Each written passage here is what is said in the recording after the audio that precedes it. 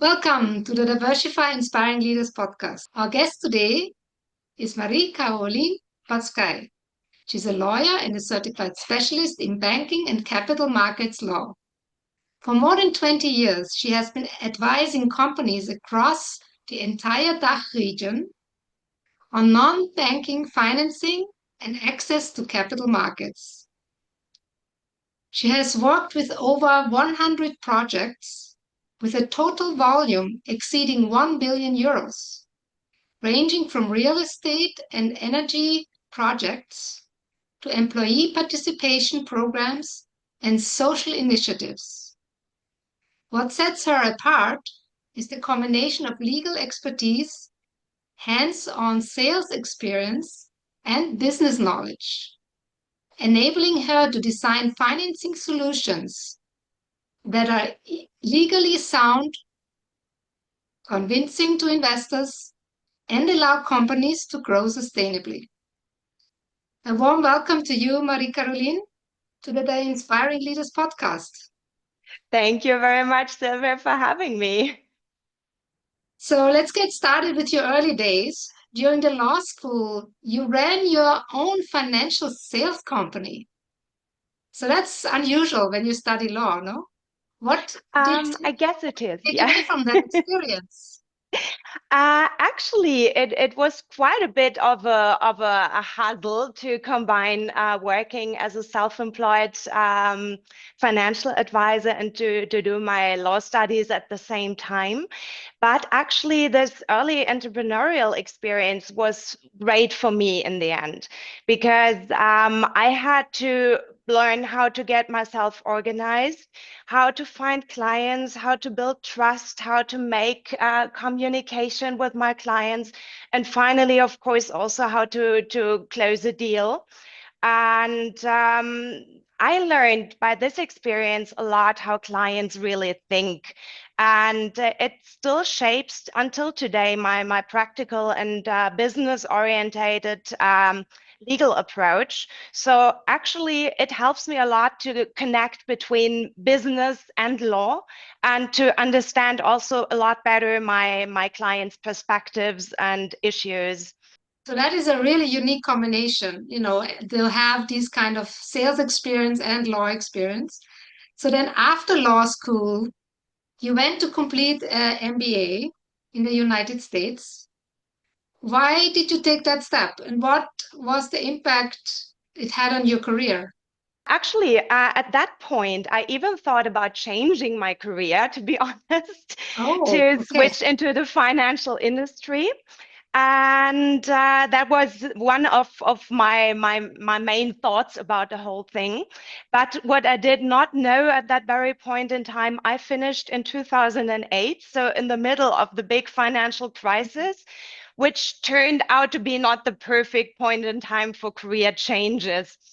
So in the end, I decided good enough. What I will do is basically shape a little better my legal firm and my legal work.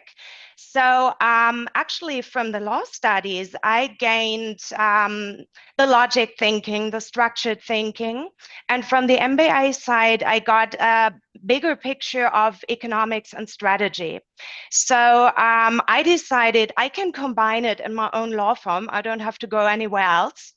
And so that's what I did. And I took away a lot of insights about how companies operate and how decisions in business are being made. And this combination has become actually one of my core strengths, I guess. And it also helps me, again, a lot of understanding my clients, where they want to go and why do they do this step or take this step or the other.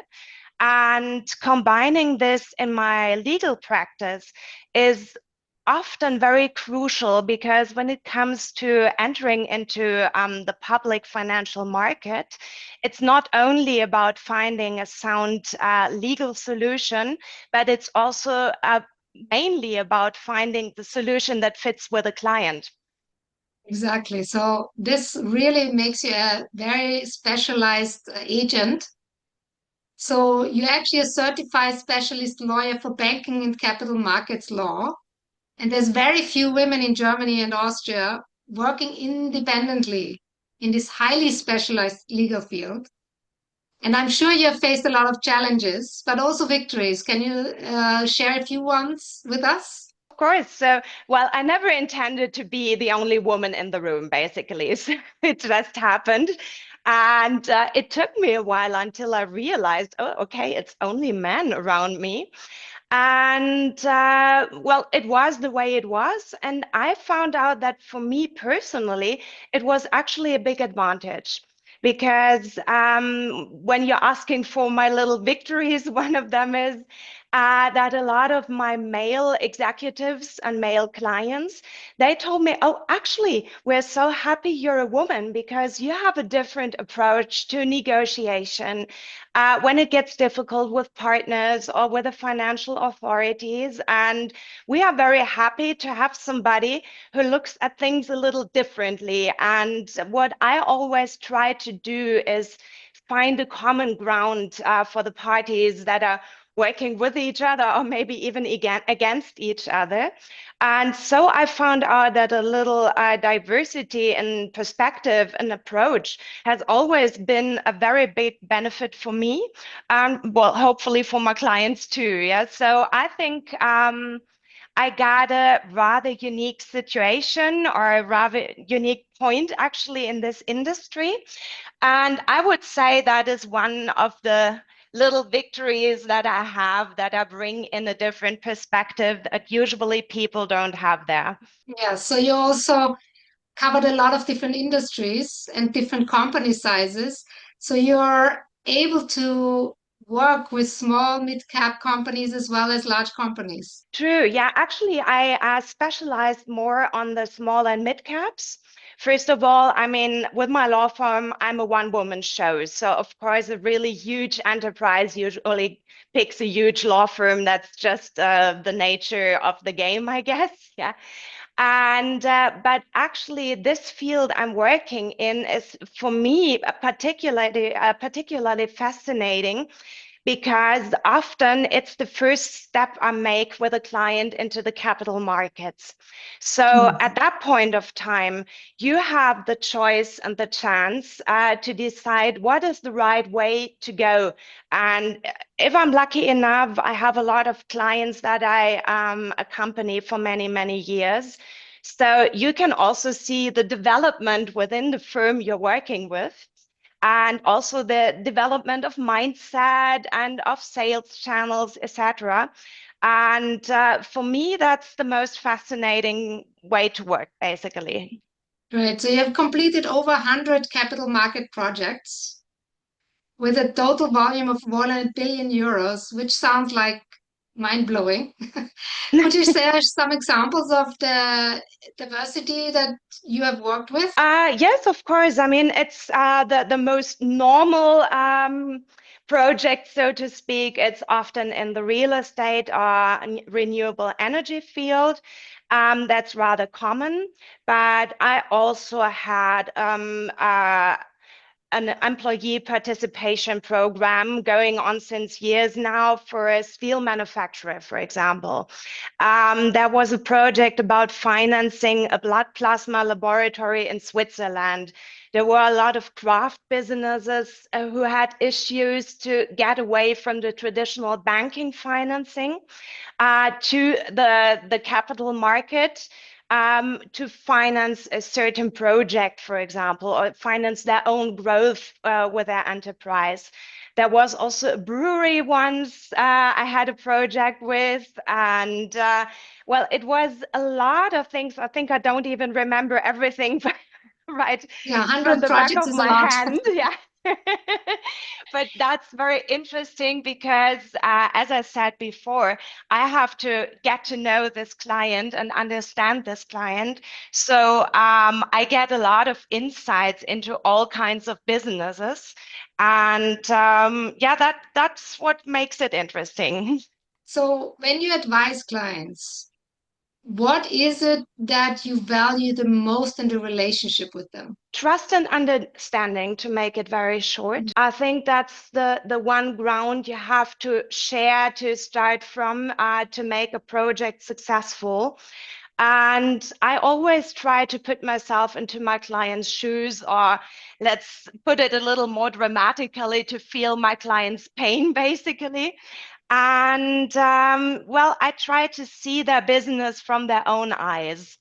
Yeah, to get a deep understanding not only about what is legally safe to do, but what also fits them. So, for example, now we're coming back to the financial advisor field, for example. The sales chain is crucial for success when you want to enter the capital markets. So, of course, I have to look at that and try to choose a way that also fits with the whole organization together. So then what advice would you give entrepreneurs who are considering capital market as a financing options for the first time? And if when they are first time raising funds in this way, what is it that you would advise them? Don't be afraid to think outside of the box, and be curious and be open to new ideas. Second of all, take your time, because planning is very, very important in that early stage. So if you rush things, you will make mistakes. And those mistakes can be very expensive in the end. On the other hand, if you do it right, like take your time, overthink the whole thing regarding your whole organization, it can be tremendously successful. And most often, clients are really surprised that it's also a lot cheaper to get into capital markets than they thought in the beginning. So it can be very easy. And the third advice might also be, or is definitely, to build up a compliance system within the organization in a very early stage, because that gives yourself the security to do things right and to always be in control of your processes and what you do. And finally, it still also reduces legal liabilities. Thank you so much. This is a very interesting topic and very unusual also because we don't have a lot of women in capital markets. So thank you very much for joining us today in the Diversify Inspiring Leaders podcast and sharing your experience. And we look forward to having you again in the near future. Thank you so much, Sylvia. I really enjoyed it tremendously.